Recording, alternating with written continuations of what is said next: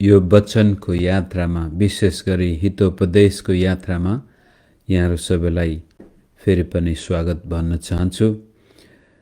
हितोपदेशको पहिलो अध्यायबाटै हामी निरन्तर जीवनमा बुद्धिको आवश्यकता र बुद्धिले ल्याउने फाइदा र बुद्धिले हाम्रो जीवनलाई उचाल्ने बुद्धिको शक्ति सामर्थ्यको बारेमा कुरा गर्दै आएका छौँ।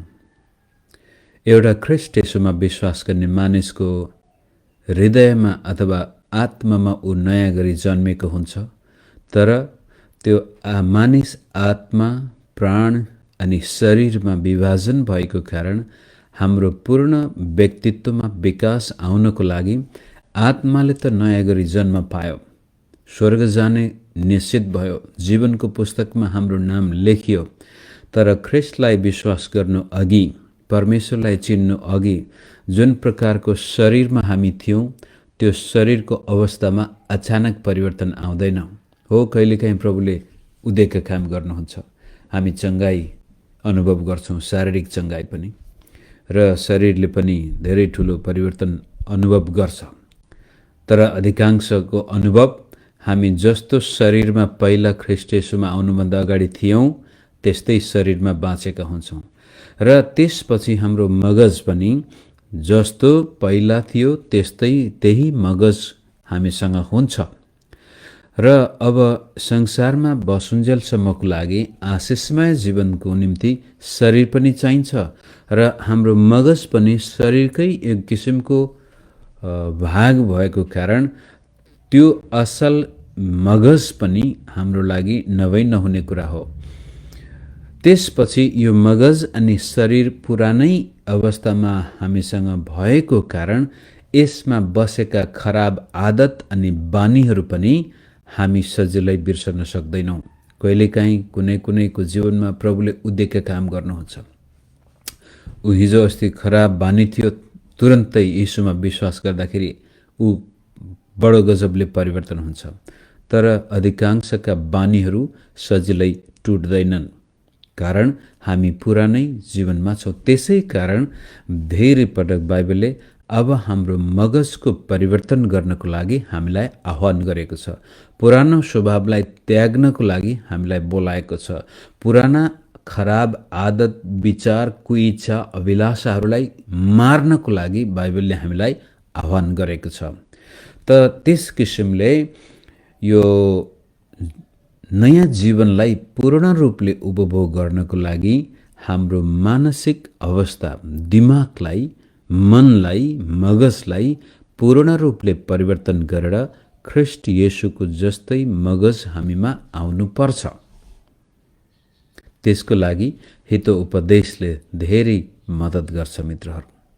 परमेश्वरको वचन सम्पूर्ण तरिकाले हाम्रो मगज परिवर्तन गर्नको लागि दिइएको परमेश्वरको जीवन दिने माध्यम हो। त्यसै कारण प्रभुले भन्नुभयो, मानिस रोटीले मात्र होइन तर परमेश्वरको मुखबाट निस्केको प्रत्येक वचनले बाँच्दछ।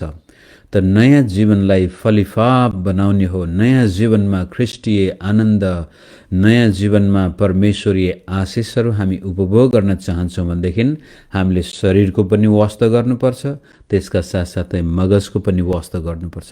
शरीरको वास्ता, यसको रेखदेख गर्नु पर्यो, यसलाई दुष्ट कामतिर लाउनु भएन, र यसमा यो खतम विनाश हुने तत्त्वहरू यसमा हाल्नु भएन भने त्यस्तै किसिमले सही सोच हाम्रो छ भनेदेखि, शुद्ध विवेक र सही सोच हामी कायम राख्न सक्छौँ भने जीवन आनन्दमय हुन्छ।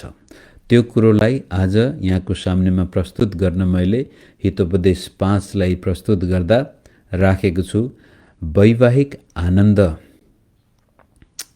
विवाहमा जुन प्रकारको आनन्द हामीमा आउनुपर्ने हो त्यसको एउटा पिक्चर छ भने त्यस्तै किसिमले व्यभिचारले जीवनमा ल्याउने विनाश, वैवाहिक आनन्द र व्यभिचारले ल्याउने विनाशको झल्को दिँदैछ हितोपदेश 5 अध्याय। हुन त 5, 6, 7, 8, 9 अध्यायसम्म यो विषय धेरै पटक दोहोरिनेछ, र अब 5बाट राजा सोलोमनले आफ्ना छोरालाई अर्ती दिँदाखेरि बुद्धि, ज्ञान, उन्नति, विकास आनन्द, खुसी, सफलताको पहिलो शत्रु व्यभिचार। राम्रोसँग सुन्नुहोस् मित्र, तपाईको जीवनमा पवित्रता, आनन्द, शुद्धता, सफलता, प्रगति भइरहेछ भनेदेखि त्यसलाई रोक्ने एउटा शक्तिशाली तत्त्व चाहिँ हो यौन दुराचार। सेक्सुअल इमोरालिटी मानिसभित्रको असल कुराहरूलाई छिटै र सजिलैसँग नष्ट गर्ने यस्तो शक्ति हो। त्यसको चित्र आज हितोपदेश 5 मा हामी हेर्ने प्रयास गर्नेछौँ। यो पढ्दाखेरि म के पहिल्यै भन्न चाहन्छु भने यौन इच्छा यो खराब कुरो होइन, तर यसलाई खराब तरिकाले सन्तुष्ट पार्न खोज्दा विनाश आउँछ। जस्तै तिर्खा लाग्नु पनि खराब होइन, तिर्खा मानिसको शरीरको आवश्यकता हो, तर त्यो तिर्खालाई मेटाउने पानीलाई नै हामीले दुरुपयोग गर्यो भने, पानीमै डुबिदियो भने पानीले मार्छ भने एकातिर तिर्खाले त्यसलाई बचाउँछ भने अर्कोतिर पानीले डुबाउँछ पनि। खाना पनि त्यस्तै हो, भोक लाग्दाखेरि हामीलाई खानुपर्छ, शरीरले चाहे जति हामी दिन्छौँ, तर त्यही खानालाई पनि खाक्को खाइ गरेको खण्डमा मान्छे तुरन्तै यो 300-400 किलो बढेर छिटै मर्छ। कुनै पनि कुरा हाम्रो जीवनमा शारीरिक आवश्यकताहरू छन्, त्यसको पूर्ति सही प्रकारले गरेको खण्डमा जीवन पाइन्छ, गलत प्रकारले गरेको खण्डमा त्यसले विनाश ल्याउँछ। अब यो जाँड रक्सी खानेहरूकै कुरा गर्नुहोस्, वाइन खानेहरूकै कुरा गर्नुहोस्, बाइबलले पनि भन्छ अलिकति वाइनले मानिसलाई अलि प्रसन्न पार्छ, चिन्ता फिक्रीबाट केही समय भुल्छ, तर त्यसपछि त्यो खाँदै गयो भनेदेखि अकालै त्यसले मानिसलाई विनाशमा लैजान्छ। त्यस्तै किसिमले यौन इच्छा पनि मानिसको परमेश्वरले नै दिएको एउटा चाहना हो, त यसको पनि सही तरिकाले सन्तुष्टि प्राप्त गर्नको लागि परमेश्वरले विवाहको सिर्जना गर्ने, स्त्री पुरुष बनाउनु भयो। वैवाहिक जीवनको उद्देश्य नै तपाईहरु ममा यौन इच्छालाई पूर्ति गर्नका साथसाथै हाम्रो मानव जीवनलाई निरन्तर फल्दै फुल्दै अगाडि लैजानु हो। सन्तान उत्पादन गर्नको लागि त्यसका साथसाथै मानिसको यौन आवश्यकता पूरा गर्न परमेश्वरले विवाहलाई सिर्जनु भएको छ। त बाइबलीय दृष्टिकोणमा र हाम्रो परम्पराको दृष्टिकोणमा पनि जब एउटा पुरुष अनि स्त्री उमेरको हुन्छ त्यसपछि विवाह गर्नुपर्छ। यो अटोमेटिक के भन्छ आफै हाम्रो मगजमा, हाम्रो समाजमा, हाम्रो परम्परामा आउँछ कि उमेर पुगेको स्त्री अनि पुरुषले विवाह गर्नुपर्छ। किनभनेदेखि त्यो नगरेको खण्डमा त्यो स्त्री त्यो पुरुष आफैमा विनाश ल्याउँछ, अरूलाई पनि विनाशतिर लैजान सक्छ। त यति भन्दैमा त्यहाँ कतिपय यस्ता स्त्री पुरुषहरू छन् जो अविवाहित छन् र अविवाहित जीवन नराम्रो जीवन भनेको होइन, तरै पनि अविवाहित हुनुको पछाडिपट्टिका कारणहरू राम्रोसँग केलाएको खण्डमा कतिपटक परमेश्वरले नै उनीहरूलाई अविवाहित जीवनको लागि छान्नु भएको हुनसक्छ। कतिजनाले आफ्नो जीवन पूर्ण रूपले परमेश्वरलाई सुम्पेको कारण अविवाहित जीवन छान्दछन्। कतिको शारीरिक बनावट, शारीरिक अशक्तताले कारण विवाह गर्न सक्दैनन् र हर किसिमले कोही जो अविवाहित छन् उहाँहरूले पनि आफ्नो जीवनमा पवित्रता कायम गरेर परमेश्वरलाई अझ बढी महिमा दिन सक्छन्। र यहाँनिर म के भन्न चाहन्छु भनेदेखि व्यभिचारको पापमा पतन हुने मानिसहरू प्राय अविवाहित सिंगल हुँदैनन्, विवाहितहरू नै बढी व्यभिचारमा परेको समाचार हामी सुन्दछौँ। जो सिंगल अविवाहित ब्रह्मचारी अवस्थामा बसेका मानिसहरू बिरलै व्यभिचारमा परेको सुनिन्छ।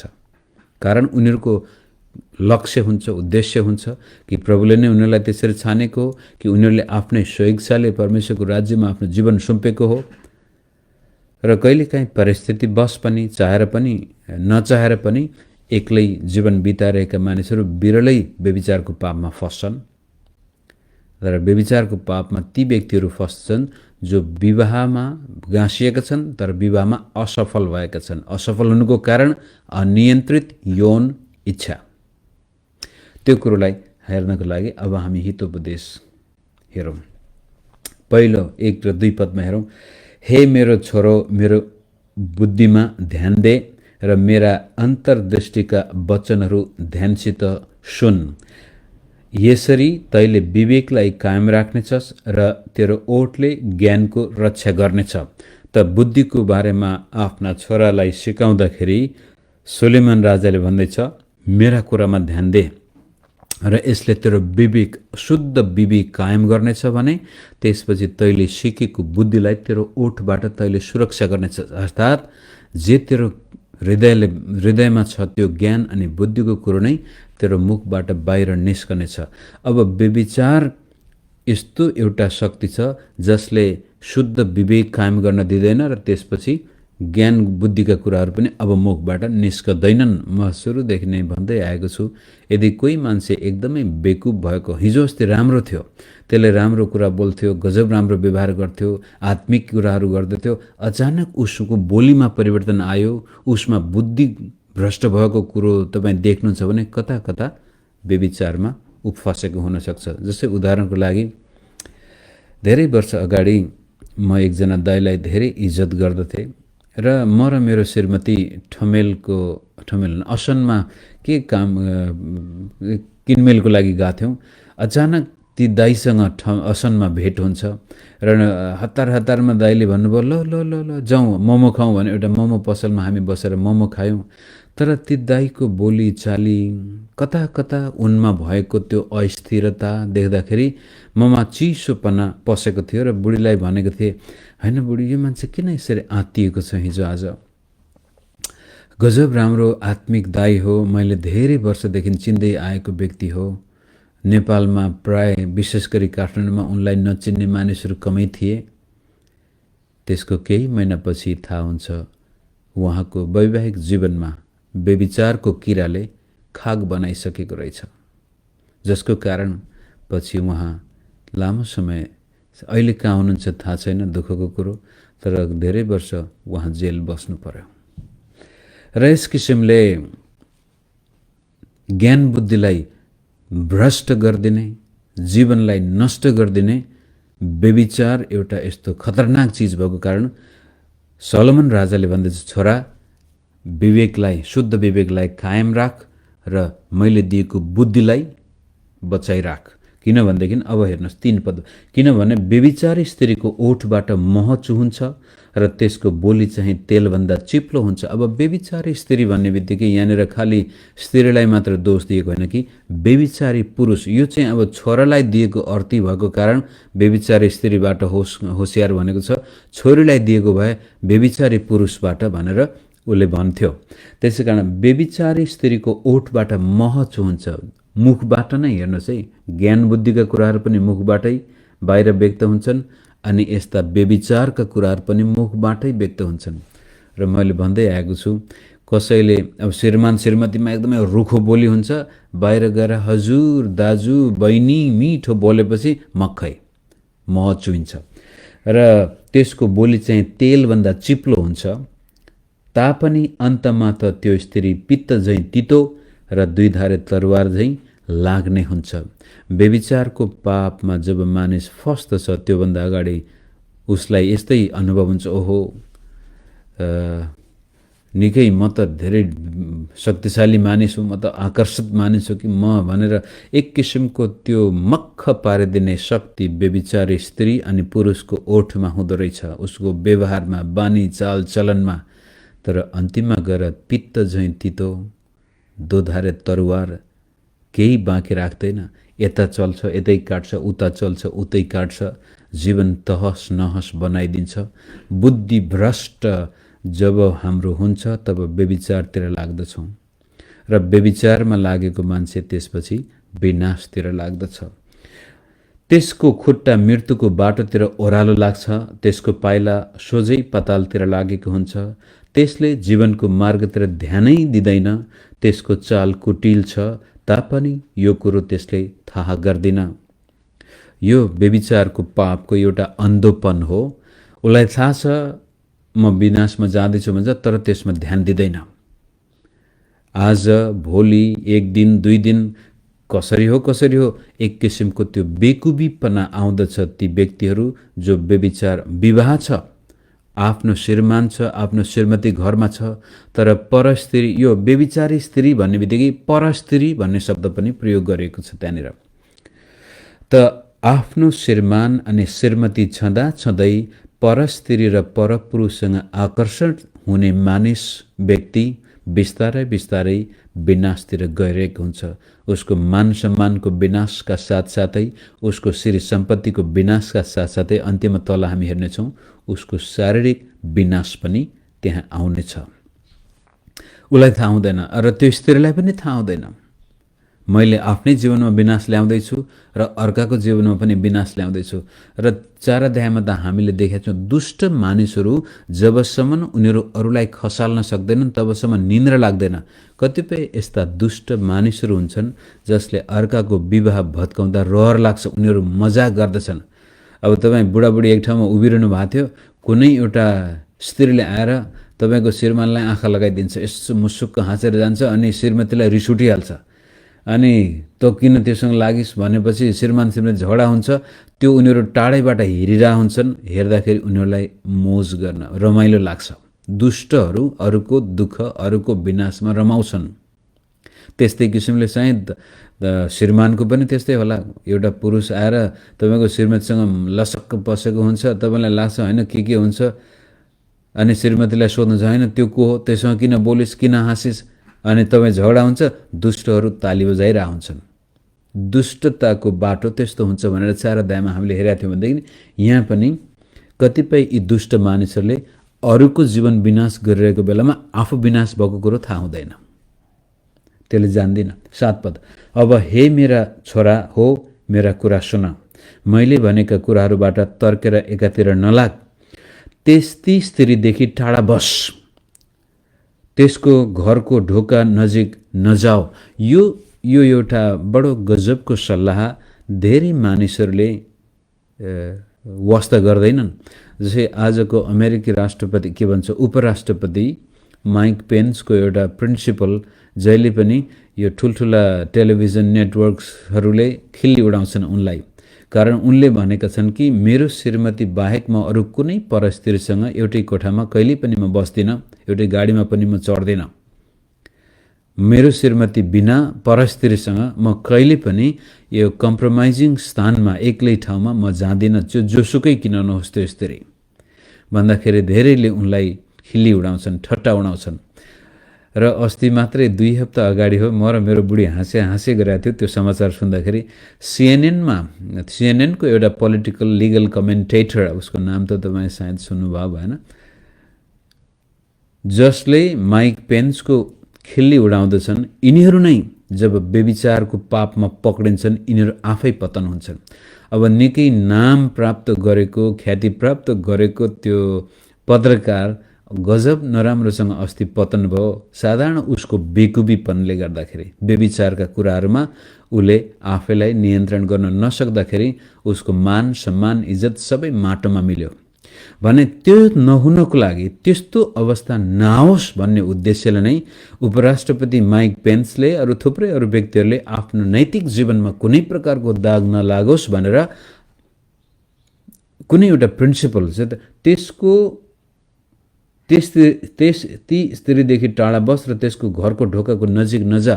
यो कहिलेकाहीँ के लाग्छ भने ओहो म त धेरै आत्मिक छु, म त धेरै मेरो विवाह एकदमै राम्रो छ, म त मेरो श्रीमानलाई अति नै माया गर्छु, मेरो श्रीमतीलाई अति नै माया गर्छु, म कहिल्यै पनि यस्तो व्यभिचारको पापमा फस्दिनँ भनेर त्यस्तै परीक्षाका स्थानहरूमा त्यस्तै खालका व्यक्तिसँग तपाईँ टाँसिँदै जानुभयो, सङ्गत गर्दै जानुभयो भनेदेखि त्यसले तपाईँलाई पतन गर्नेछ। त्यसै कारण बाइबलीय सिद्धान्त के छ भने यदि व्यभिचारको पाप र परीक्षा तपाईँको सामनेमा आउँदैछ भने त्यसबाट भाग्नुहोस्। Flee from sexual immorality, sexual temptation भनेर 2 तिमोथी 2 अध्यायको 22 पनि पाउले हुन्छ। Flee from youthful lust, sexual immorality आउने बित्तिकै भाग। त्यहाँनिर बसेर म बहादुर हुँ, म धेरै आत्मिक छु भनेर नबस्नु, रन अवे। त कहिलेकाहीँ हामीलाई यो हाम्रो आत्मिक एन्टेना निकै तीखो हुनुपर्छ। कुनै मानिसको कुटिल चालले हामीलाई फसाइदिन सक्छ। र त्यसै कारण यहाँ हितोपदेशको लेखकले भन्छ, छोरा त्यस्तै स्त्रीहरू त्यस्ता पुरुषहरूबाट तुरन्तै भागेल जो एकदमै मिठो बोलेर तपाईँलाई मक्ख पारेर आफ्नो श्रीमान छ, आफ्नो श्रीमती छ, तर परपुरुष र परस्त्रीसँग लट्ठिएर निकै गजबको घनिष्ठ मित्र हामी बन्न सक्दैनौँ मित्रहरू। अब यहाँ यो लाटो बुद्धि भन्नुहोस् अथवा परम्परावादी रूढिवादी भन्नुहोस्, तपाईँ विवाहित पुरुष हो, विवाहित स्त्री हो र तपाईँको साथी चाहिँ अपोजिट सेक्स छ, तपाईँको स्त्री साथी पुरुष साथी छ, लट्ठ भएर त तर मम भनेर बोल्नुहुन्छ भनेदेखि एक दिन त्यो त तर मम र नजिकबाट लसपस हुँदाहुँदै तपाईँको विवाह डमाडोल हुनेछ, आत्मिक जीवन विनाश हुनेछ र भौतिक र शारीरिक जीवन पनि विनाश हुन सक्छ। त्यसै कारण त्यस्तो व्यक्तिबाट भाग, टाढै बस, त्यसको घरको छेउतिर नजानु, बरु त्यस्ता मित्रताहरू टुङ्ग्याइदिनु।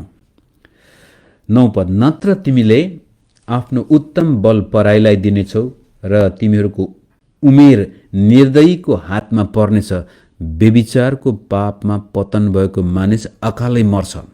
निर्दयीको हातमा दिनेछु भन्नाले कहिलेकाहीँ अब तपाईँ अर्काको श्रीमान अथवा अर्काको श्रीमतीसँग लसपस हुनुभएको छ भने भोलि उसको श्रीमानले आएर तपाईँलाई सिधाइदिन सक्छ भन्न खोजेको। अब नेपालमै हामी त्यस्ता घटनाहरू कति सुनेका थियौँ।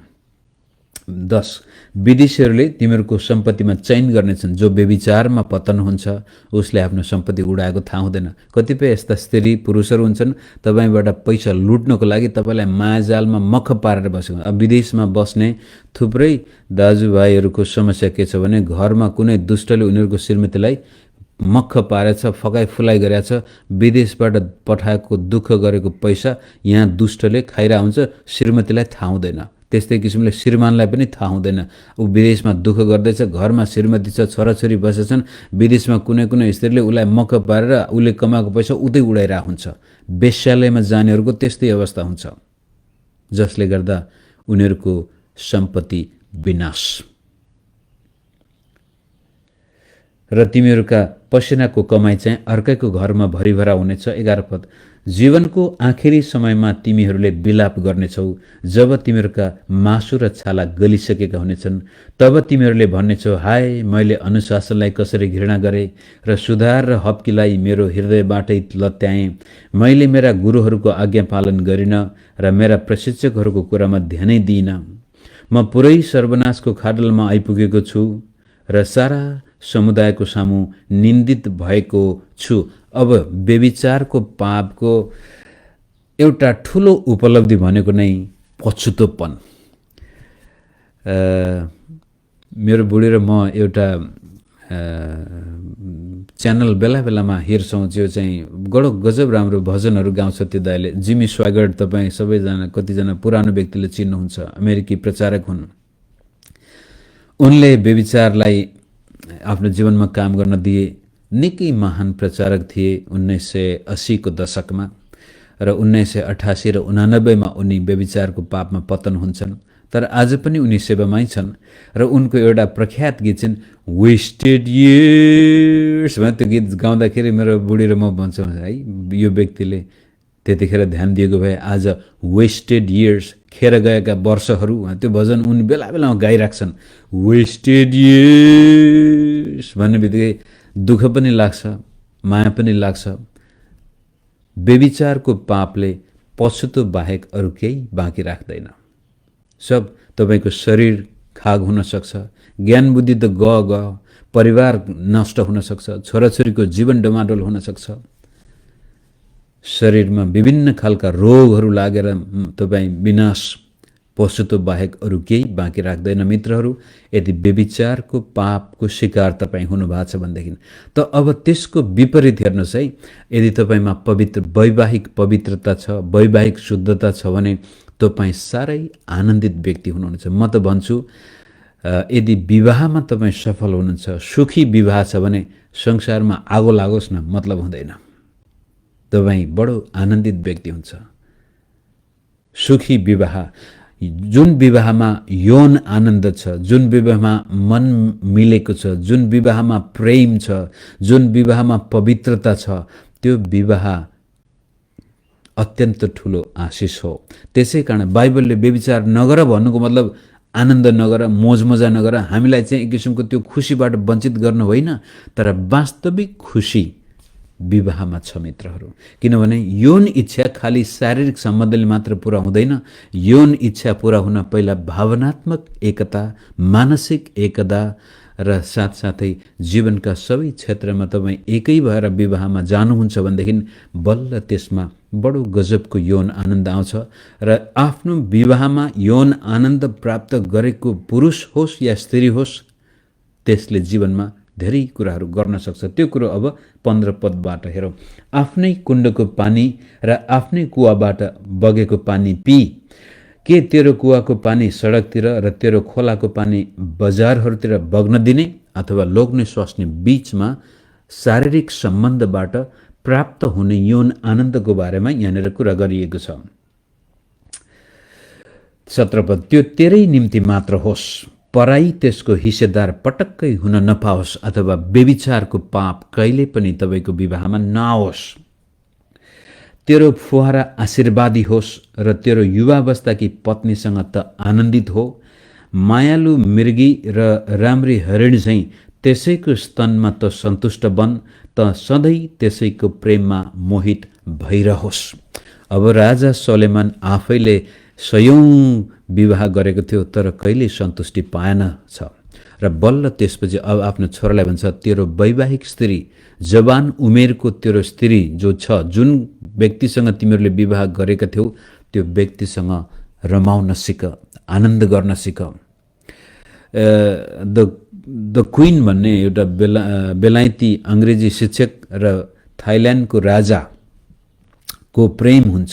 यो एउटा फिल्म हो, उपन्यास नै हो र त्यो फिल्ममा राजाले त अब राजाकी त कतिवटा रखौट रानीहरू हुन्छन्, पछि गएर यो अङ्ग्रेजी सिकाउने इङ्ग्लिस वुमेनसँग राजाको प्रेम हुन्छ र दुईजनाले बिहा गर्छन्। थाइल्यान्डको राजा र बेलायतकी एउटा स्त्रीले बिहा गर्छन् र त्यो मुभीमा एउटा डायलगको एउटा स्टेटमेन्ट के छ भने, राजाले त्यसपछि साँच्चै प्रेममा बसेपछि रानीलाई भन्छ अथवा त्यो बेलायती स्त्रीलाई भन्छ, I never knew that man could be so satisfied with one woman. मलाई थाहा थिएन कि पुरुष एकजना स्त्रीसँग यति सन्तुष्ट हुन सक्छ भनेर मलाई कहिल्यै थाहा थिएन। तर त्यो कुरो परमेश्वरको वचनले भन्छ, ए मेरो छोरा, आफ्नी जवानीपनकी स्त्रीसँग विश्वासघात नगर, विश्वास भङ्ग नहो। मलाकी 2 अध्यायमा पनि त्यही कुरो दोहोरिन्छ अगमवक्ताद्वारा पनि। यहाँ चाहिँ राजाले भन्छ, आफ्नो श्रीमान अनि श्रीमतीसँग त्यो यौन आनन्दको निम्ति परिश्रम गर, बाहिर नजाऊ, व्यभिचारको पापतिर नजा, अरू स्त्रीतिर आँखा नलगा, अरू पुरुषतिर आँखा नलगा। आफ्नै स्त्रीको प्रेमबाट मोहित हुनु, यो चाहिँ क्याप्टिभेटेड बाई यो हस्बेन्ड एन्ड बाई यो वाइफ। संसारमा सबै व्यक्तिभन्दा बढ्ता महत्त्वपूर्ण व्यक्ति तपाईँको श्रीमान अनि श्रीमती हो भनेदेखि तपाईँ त्यहाँ आनन्दित जीवन बिताउन सक्नुहुन्छ। विशेष गरी यौन अभिलाषा। त यो यौन अभिलाषालाई जागरुक गर्ने परीक्षाहरू त्यस्ता व्यक्तिहरूसँग होसियारी भएर तपाईँ टाढै भाग्नु पर्यो। एकचोटि विवाहमा असफल भएको मानिस पछि जीवनमा उन्नति, सफलता हासिल गर्न सक्दैन। विवाहमा दाग लागिसकेपछि त्यो मानिस जतिसुकै प्रयास गरोस् गाह्रो हुन्छ मित्र। त्यसैकारण यदि तपाईँको पहिलो विवाह हो, त्यहाँ किचकिच भइरहेछ, गनगन भइरहेछ भने चाहिँ अब असल विवाह निर्माण गर्न 2 जना बुद्धिमान व्यक्ति चाहिन्छन्, एउटैले मात्र हुँदैन। बुद्धिले आफ्नो घर बनाउँछ भनेको छ, तर निर्बुद्धिले आफ्नो घर पनि भत्काउँछ, अर्काको पनि भत्काउँछ भने असल विवाह निर्माण गर्न बुद्धिमान श्रीमान, बुद्धिमान श्रीमती नै चाहिन्छ, बुद्धिमती श्रीमती नै चाहिन्छ। र दुवैजनाको परमेश्वरीय ज्ञान अनि बुद्धिबाट तपाईँ आफ्नो परिवार, आफ्नो विवाहको बेड पवित्र राख्न सक्नुहुन्छ, जसबाट आनन्द तपाईँले उपभोग गर्नुहुनेछ। आनन्दका साथसाथै त्यसपछि आशिषित जीवन तपाईँमा आउनेछ र तपाईँका छोराछोरीहरूले पनि आशिष पाउनेछन्। याद गर्नुहोस्, जुन विवाहमा व्यभिचारको पाप हुन्छ त्यसले छोराछोरीको जीवनमा पनि असर गरेको हुन्छ।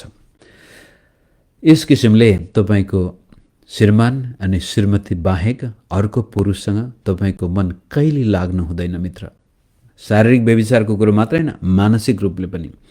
र अन्तिममा यो केही गरी व्यभिचारको पापमा फस्नु भने त्यसका विनाशकारी तत्त्व अझै हेर्दै जाउँ 20 पदबाट।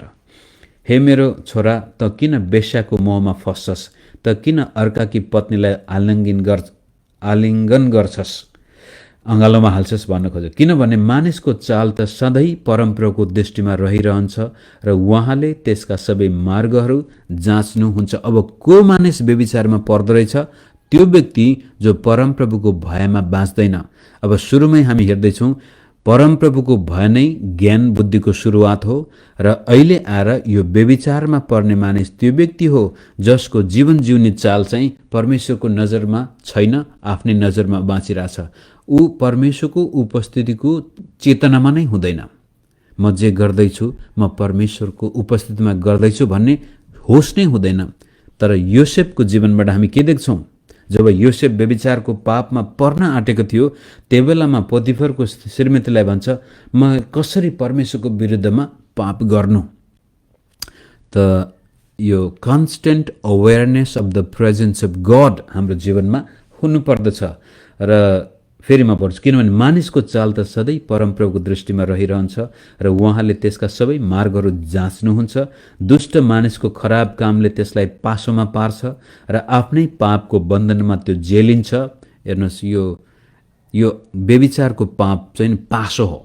एकचोटि यसमा पर्नुभयो भने उम्कन गाह्रो हुन्छ र अनुशासनको अभावले त्यो मर्नेछ। आफ्नै असीम मूर्खताले त्यसलाई भरमाउनेछ। त अन्तिममा आएर मूर्ख र बुद्धिमानको कुरो फेरि हामी गरौँ। मूर्ख मानिस सजिलै व्यभिचारमा पतन हुन्छ, बुद्धिमान मानिसले आफूलाई सुरक्षित राख्छ। किनभने बुद्धिमान परमेश्वरको भयमा बाँचेको हुन्छ, मूर्खले परमेश्वरको भयको व्यवस्था गरेको हुन्छ। अनि यो व्यभिचारको पाप पनि यस्तो किसिमको पासो हो, यसमा एकचोटि फसेपछि त्यसले छोड्दैन। मृत्युलोकमा नलगेसम्म त्यसले हामीलाई छोड्दैन। त्यसको उपाय चाहिँ त्यसकारण उमेरमै बिहा गर्नु र बिहा गरिसकेपछि आफ्नो विवाहलाई गोडमेल गर्नु, वास्ता गर्नु, फिक्री गर्नु। स्त्री हो भनेदेखि म कसरी उत्तम श्रीमती बन्न सक्छु, पुरुष हो भनेदेखि म कसरी उत्तम श्रीमान बन्न सक्छु। एकले अर्कालाई निर्माण गऱ्यौँ, बनायौँ, एकले अर्काका इच्छा र भावनाहरू बुझ्यौँ, एकले अर्कालाई गर्नुपर्ने आदर सम्मानका साथसाथै माया प्रेम गऱ्यौँ भनेदेखि त्यो विवाहमा धेरै गहिरो यौन आनन्द तपाईँले प्राप्त गर्न सक्नुहुन्छ, जसको कारण अब तपाईँ अरूतिर आँखा लाउनु आवश्यक नै हुँदैन र त्यसका साथसाथै परमेश्वरको नजरमा तपाईँले जीवन बिताएको कारण तपाईँ ईश्वरीय आशिषको भागीदार हुनुहुन्छ। त्यसै कारण पत्रुसले पनि भनेको छ, प्रार्थना गर्दाखेरि लोग्ने स्वास्नी बीच एकै मनको हुनुपर्छ। यीशु प्रभुले भन्नुभयो, जहाँ दुईजना एकै मनको भएर केही कुरो तिमीहरू माग्छौ भने त्यो म दिनेछु। लोग्ने स्वास्नी एकै मनको भएर मगजमा, सोचाइमा, भावनामा, शरीरमा विभाजन आएको छैन भने त्यो परिवारमा आश्चर्य कर्म हुन्छ। परमेश्वरले तिनीहरूका प्रार्थना सुन्नुहुन्छ र तिनीहरूको जीवन उन्नतिको बाटोमा लाग्छ। यति भन्दै आजको वचन म यही राख्छु। जय मसीह।